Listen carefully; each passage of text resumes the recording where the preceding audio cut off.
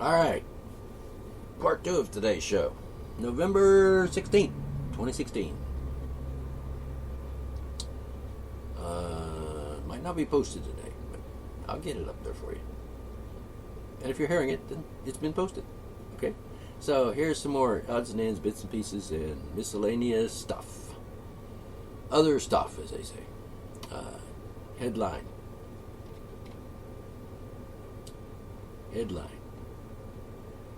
All right, headline reads, after anti-Trump protesters took their march to the highway, you can probably guess what happened next. What happened next is one of them got hit by a car because they walked out into the street like idiots. Like, us people are stronger than you car, you. And like, oh, you expect the car not to hit you. You're standing in the middle of the fucking street. You basically just walked out in the front of a car. You're an idiot.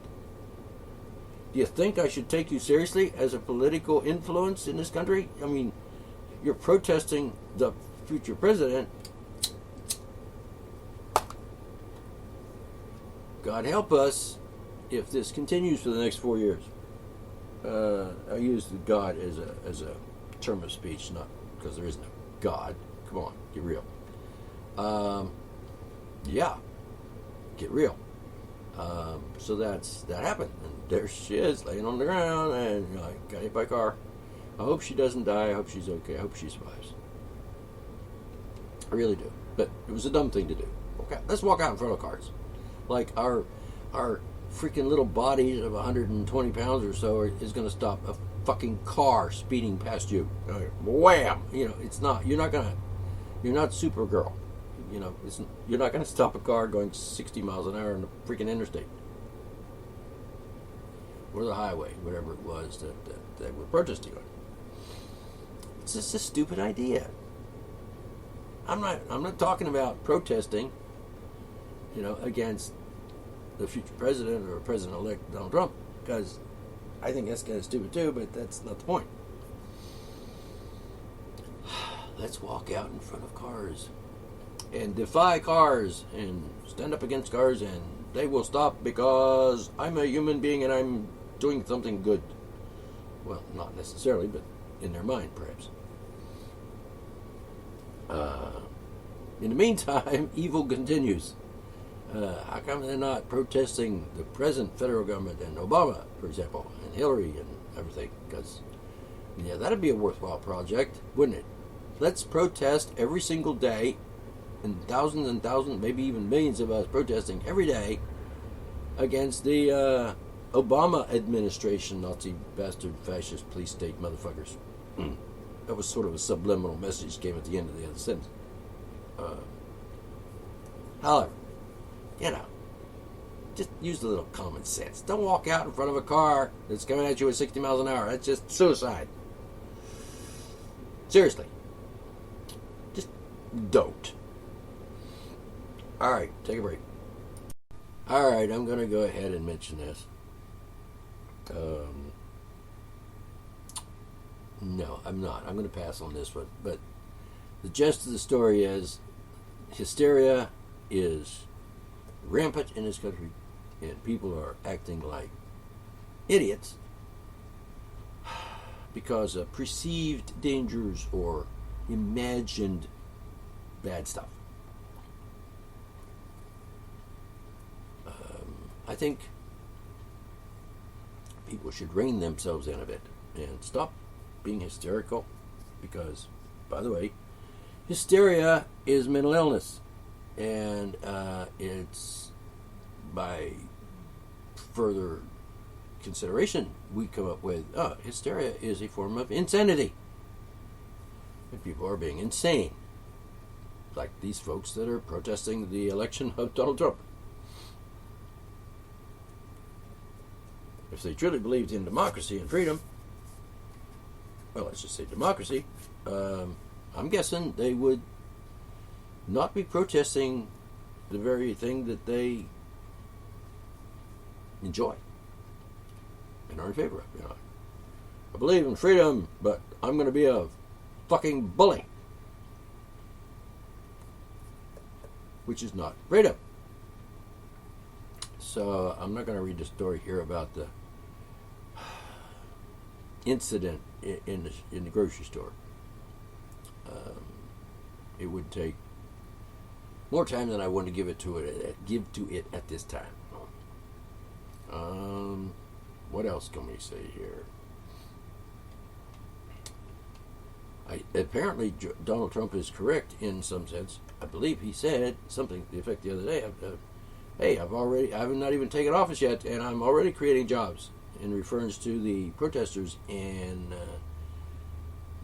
Portland, Oregon, for example, where it seems that the protesters are actually being hired or paid for or financed or supported in some way, by and participants in the protest in Portland are basically, what I'm saying is, some of them were not people from Portland, Oregon.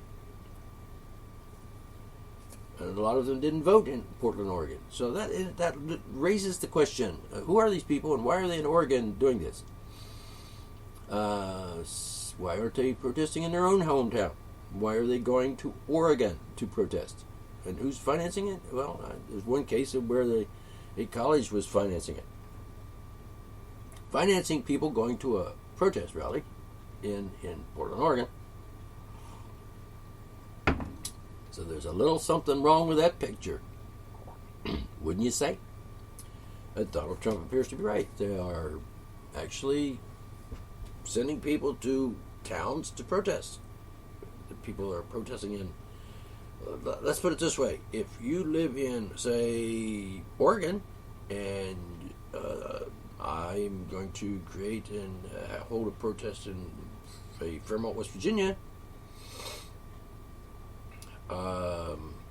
if you're protesting in Fairmont, West Virginia, and you don't live in Fairmont, West Virginia, or near it, then I'm guessing if you're coming all the way from Oregon to participate, you're like, you're crossing a line there. Because, like, your credibility is zero, because you should be in Oregon, not in freaking West Virginia. Protest in your own damn town, in your own damn state, your own part of the country. Don't be getting on buses paid for by colleges and come to West Virginia to protest. It's just not right, is it? On the other hand, they're just trying to help out their fellow Oregonians. So there's a thin line there. Maybe we have to consider that. Are you there in support of those protesting in Oregon? Or are you there to cause trouble and create mayhem and havoc and anarchy and violence? And because some of these people are violent and looting and stuff, causing damage to people and property. So what I'm saying is, are you going there to this other town where you don't live, where you didn't vote, and where you didn't participate in anything in that community? You're a rebel rouser and you're a mercenary. Or are you just showing sympathy? Now we take the Dakota Pipeline. Every American in America should probably, in my view, go to that place where the Native Americans are protesting and support them. Because it's a nationwide problem, nationwide incident. It just happens to be centered in the Dakotas. And I'm thinking this protest against the pipeline is pretty much lost, because the pipeline is about, 95% finished? So they're going to stop now? I doubt it. The type of protest may have been before they started, and then made your stand and said, you're not doing this here, people. Not going to happen. Kind of difficult to get something to stop after it's already been done, 95% of it. I'm saying, how about when they first announced they were going to do it, and you started protesting, you say, I don't think so, and stood your ground and said, this is Native American soil, and it's ours, and it's not yours, and you're not going to do it. Just not going to do it, because you're going to risk people's lives, freedom, and the protesters being maced and pepper sprayed and shot with rubber bullets and shit. That's just crazy, and it's disgusting. And the American government, or the government, or whoever the thugs are doing this against these Native Americans, regardless of whether the Native Americans are right or not, it's violence perpetrated against people that aren't doing you any harm. They're not killing you, they're not beating you up. I'm kind of like, I think I would probably be more in favor of the Native American protests in the Dakotas than I would be in some mercenaries going to Oregon and protesting something that's a done deal. Oh, that's pretty much the same thing, isn't it? So, all right, let's stop and take a breather. I'll be right back. All right, visiting my most... I have a love-hate relationship with this website called Quora.com, where people ask questions and other people answer those questions. And to some degree, and sometimes right, sometimes wrongly, rightly, wrongly, and sometimes just stupid answers, and open to scrutiny since they publish it, in public, and I have things to say about it, and I often do. I don't post my comments on Quora anymore, much, maybe not at all anymore, but the problem with Quora is they're a bunch of elitist, self-righteous, know-it-all hypocrites, and so forth and so on. They're bullies, and talk about free speech, and yet apparently you don't have free speech rights on Quora. Now, I know Quora is perhaps a private business, private property, therefore property rights apply, but in the case of the internet, there are a lot of corporations like Facebook and Google Plus and so on that don't have rights because corporations don't have rights. That's just true. I mean, that's a legal fact.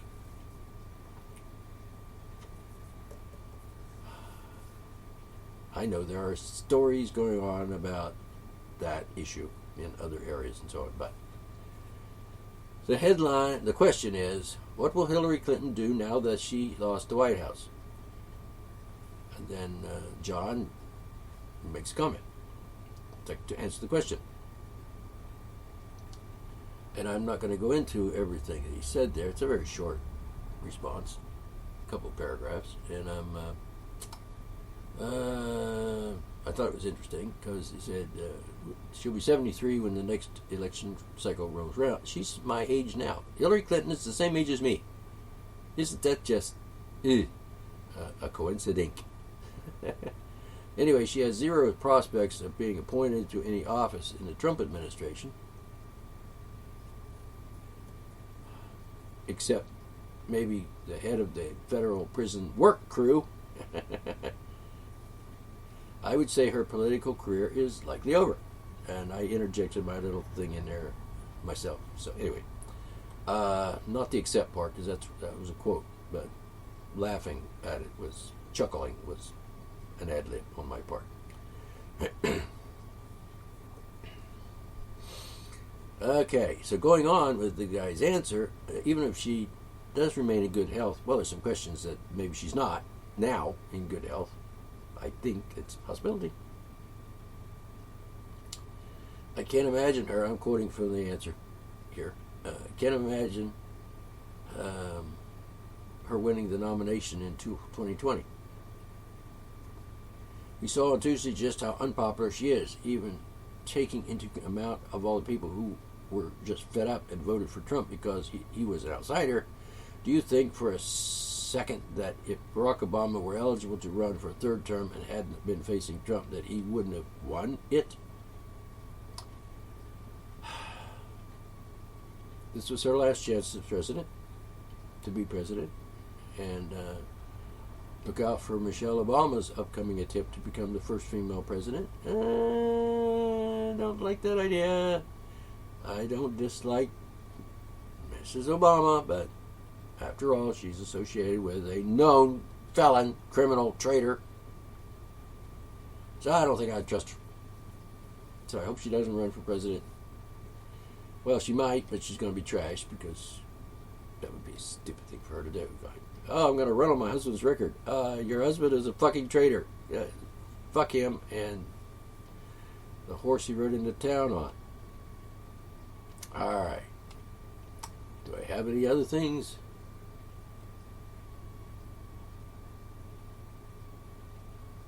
Do I have anything else to say? Now here's another question. Why did Tiffany Trump avoid kissing Donald Trump after the second debate? What?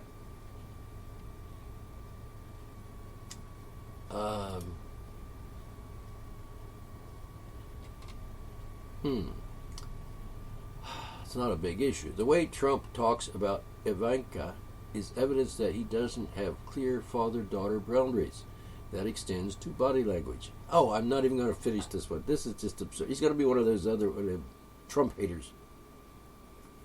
One of these nitwits that's got brain damage from listening to too much of the mind benders propaganda and bullshit about anyway.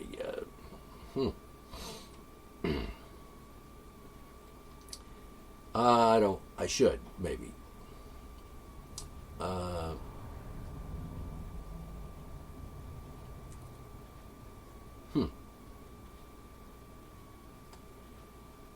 No, I'm not gonna do that.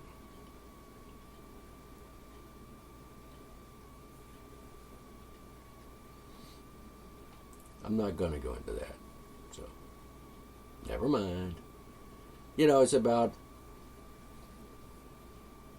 Forget it. You've already seen it in the news. You've got your opinion. I'm not going to talk about it. I just forget it. Let me find something else. All right, we got a good one. I think. If you could make an exception to the First Amendment, what would it be? Was the question. The answer? Given. We know what the First Amendment says. Congress shall make no law respecting the establishment of religion or prohibiting the free exercise thereof. Okay. What he says is, and this is a quote, I would make it a lot more clear. Neither the United States or any subdivision of it shall ever be construed to support, endorse, or to be founded upon any religion or religious principle. Nor shall the government intrude upon the free exercise of religion so long as such exercise is injurious to no one, and nor shall any religious institution participate in any election campaign or public vote. Problematic there. Continuing the quote. The United States shall be a secular nation with a separation of church and state. No religious test or affirmation of any sort shall be required of any employee or official of the United States government, nor of any state or any other part, nor of any entity receiving federal funding. Probably a fairly good answer. There was some problems with that. Some little bit of a problem with that. I'm not going to get into it, but the part about no religious test or affirmation of any sort shall be required. All right. Does that mean that the president, when he takes his oath of office, will not swear or affirm on a Bible with his hand on the Bible? I'm thinking, sure. No, he shouldn't be doing that. If he wants to take an oath, which is, by the way, placing his life on the line because he says, so help me God at the end of that statement, meaning he could be executed if he breaks his, violates the law or constitution or his oath of office. So anyway, I'm just saying, I kind of agree with that. I kind of think it's going to just, there's iffiness involved with no religious institution like a church should participate in an election campaign or public vote. That's tricky because you can't have freedom of speech, you can't have freedom of religion, to practice your religion, beliefs, and so on, if you can't have an opinion or participate in a public vote, or like an election. And there is a law already in place that say you can't, show favoritism towards a candidate, one or the other, in church services, whatever. I think that's a weird law. Well, I think it's not a valid law because the law shouldn't exist. It can't exist. It's against the law to exist. Because you can say whatever you want, including in church, if you're dumb enough to be a person that goes to church. I'm talking Christian here. because Christianity is mythological nonsense. That's pretty much a given. All right, so the answer was. So there it is. Think about it. I would think that what we could do is simply force the government to obey the law, which is one of those laws is the First Amendment saying, shall make no law. Also applies to the Second Amendment, which states, shall not be infringed in regards to guns, firearms. The right to keep and bear arms shall not be infringed, meaning no law. None, zip, zero, zilch, nada. And so there are a lot of crazy people in America who think, oh yeah, that means we can make a law. It's sort of like, no, you can't. And then, yeah, we can. No, you can't. Because if you do, you committed a crime because the Constitution says you can't. And so what I'm saying is, shall not be infringed means no fucking law. Pay attention. It's English. You don't even need to interpret it. It says exactly what it means. Shall not be infringed. Period. Case closed. End of story. No law. So we got 60,000 anti-gun laws on the books in America, which are invalid, illegal, unconstitutional, criminal, treasonous, and not to say, just stupid. So apparently the Second Amendment is totally ignored by the governments of America. So what we have there is, unfortunately, people guilty of treason making laws that they're not allowed to make. And the penalty for that is, of course, so help me God, at the end of their oath, which means they broke the law, they passed the law they weren't allowed to pass, they committed a crime, a felony, a capital crime, and, hang them by the neck until dead. It's that simple, really. You make a law you're not allowed to make, you've committed a crime against the people, against the Constitution, against freedom. You're a bad guy. And you said if I do a bad thing as a senator or president, you can take me out and hang me. They agreed to it. So help me God means that. That's what it means. It's always meant that. It means, like, if I break the law, if I violate my oath of office, you can execute me. That's what it means. It's always meant that. Otherwise, it means nothing.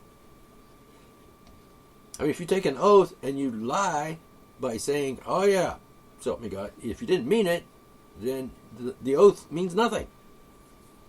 If there are no consequences for breaking your oath, the oath means nothing.